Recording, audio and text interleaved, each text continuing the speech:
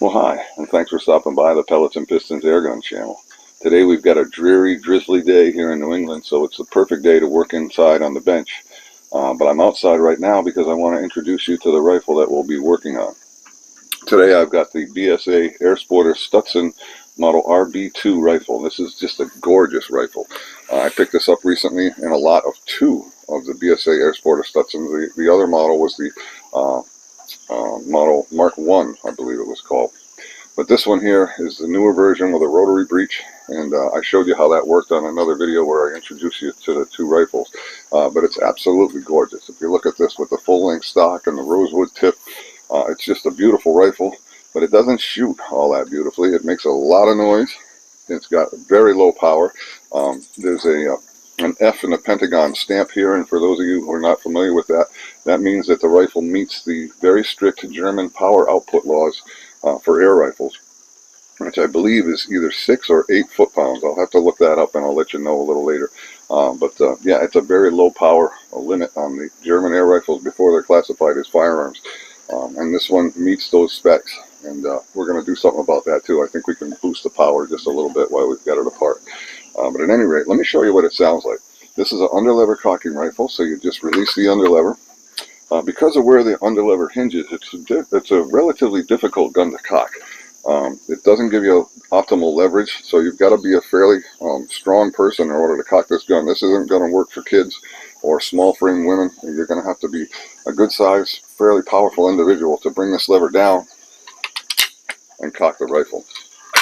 Once it's cocked, we slide the rotary breech to the left, and that opens up a little loading port where we can go ahead and load a pellet.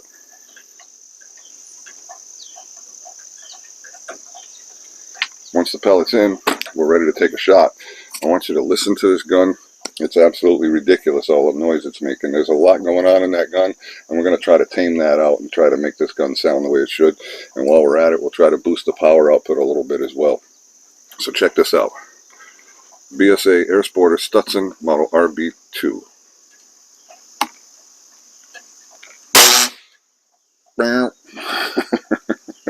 It's got quite the buzz, quite the spring twang. Let's try it again.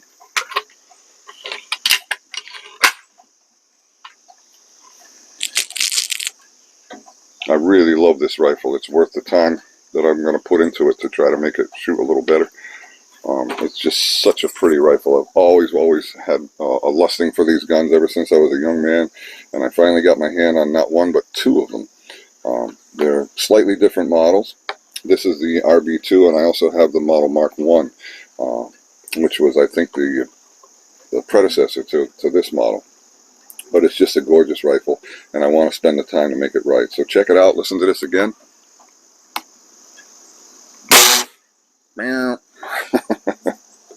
It almost plays music. One more time, just so you can hear that buzz.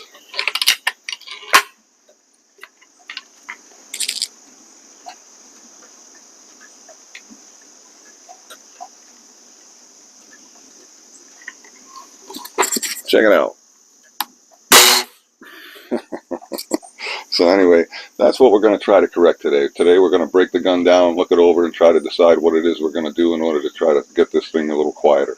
So stick around. This ought to be fun. I'll meet you at the workbench. Thanks again, folks, for stopping by the Pellets and Pistons Airgun channel.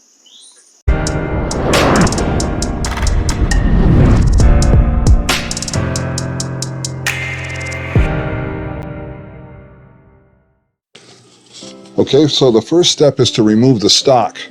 And the first step in removing the stock is to remove the sling swivel stud at the fore end of the rifle. This is screwed into a barrel band, which affixes the barrel to the stock.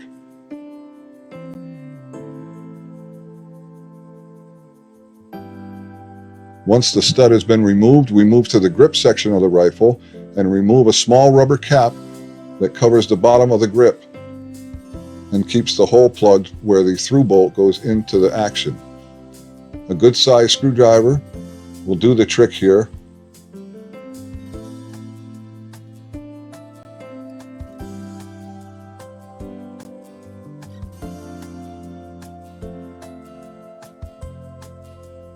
Once the bolt has been removed, we can go ahead and open the cocking lever and put it in its relaxed position We don't need to cock the gun. We just need to open the lever somewhat, and now the stock will slip off of the action.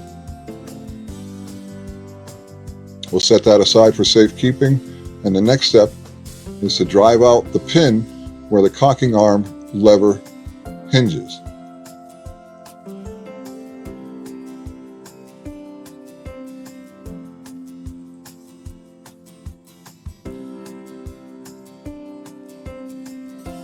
Once the pin is removed, the lever can be freed from the trigger group.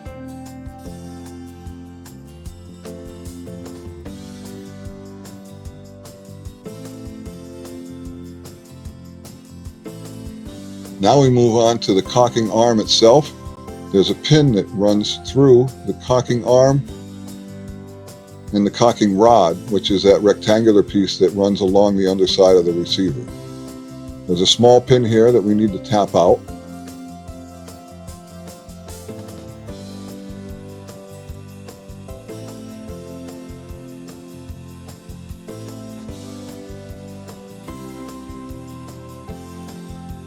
Once the pin has been removed, the cocking linkage can be removed from the rifle, and all that's left is a cocking arm, which won't come out of the rifle until the piston does.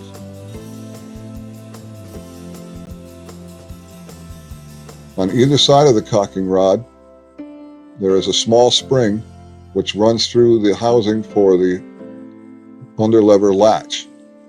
Remove both of the springs, and those are simply there to keep rattling down to a minimum.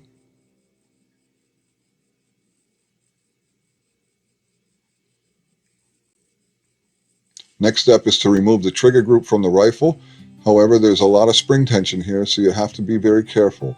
A good friend made me this block that you see at the end of the receiver, and that's the perfect fit for the trigger group, and that gives me something to hold on to and press down upon as I take the bolts out of the rear of the receiver.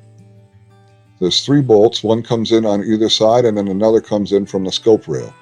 All 3 must be removed, and when you pull the last one, be careful because the action is going to want to pop open under spring tension. Once the trigger group has been removed, you can remove the spring along with the spring guide. However, the piston will not come out until the sight rail or scope rail has been removed from the receiver tube, and this will prove to be the most difficult portion of the job. That rail is held down with glued rubber strips, and it's also keyholed into the receiver and needs to be knocked downward or rearward of the receiver in order for it to be lifted off. What I did was to saturate it with penetrating oil and let it sit for a couple of days, and that softened the rubber enough where I could tap it off, but I still did a little bit of damage to the scope rail. Once the rail is off, you can finally get the piston out of the gun. That cocking rod will lift right out of the piston assembly once you get it to the proper position, and then the piston will slide right out of the rifle. And you're basically done disassembling your gun, except for the rotary breech, which needs to be slid out as well. There's a lever on the breech which allows you to rotate it. That lever has to be removed first, and that simply pries up and out of the rotary breech. And once it's out, you can go ahead and slide the rotary breech through the tube until it exits the rear of the tube. I used a small dowel to push it as far as possible.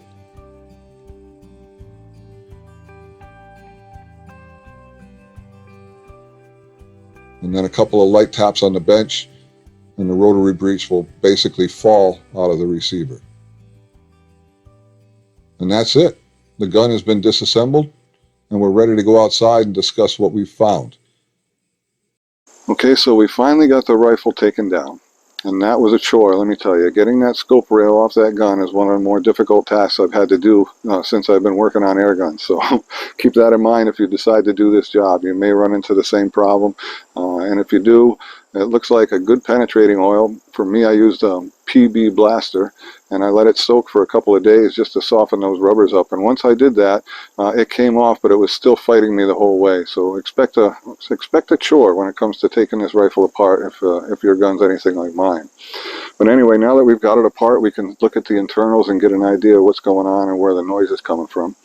So the first thing I noticed was that within the piston, the spring, there's a little bit of slop there. I don't know if you can hear that. So a little bit of looseness there. I'm thinking a spring guide, not a spring guide, I mean a piston sleeve might be the what's warranted in here. It's already got a factory sleeve, but I think we can put one within the other. I think I'll make a top hat for it. And I also think I'm going to make a new spring guide for it. And the reason for that is this guide is just a little bit loose. It fits in here a lot closer tolerances than most of the air rifles with steel spring guides that I run across. But still, it could be a little tighter than that, and I'm going to make one out of Delrin, and that should do the trick. So that's basically what we're going to do. Oh, the third and most important thing that we're going to do is replace this spring with a full power spring. This gun was designed for the German market, so the energy that it produces is quite low. Feet per second are in the 600s, and it's delivering somewhere around 5.5 foot-pounds of muzzle energy, I think, and that was about the limit that they're allowed to have in Germany. So we'll put a full power spring in there, and that should get it up probably almost double what it's producing now, I would guess. So we'll find out. Putting this gun back together is probably going to be a chore as well.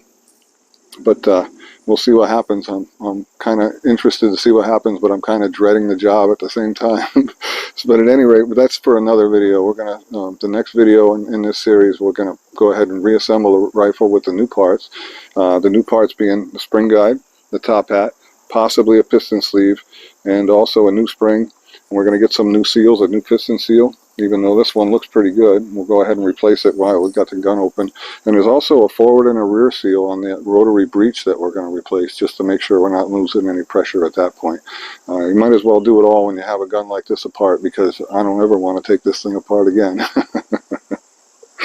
So at any rate, I want to thank you folks for stopping by the Pellets and Pistons Airgun channel, to ask you to subscribe if you haven't done so already, to hit the bell if you want to be reminded of future videos, and by all means give me a thumbs up if you enjoyed this one. Thanks again folks. Have a great day.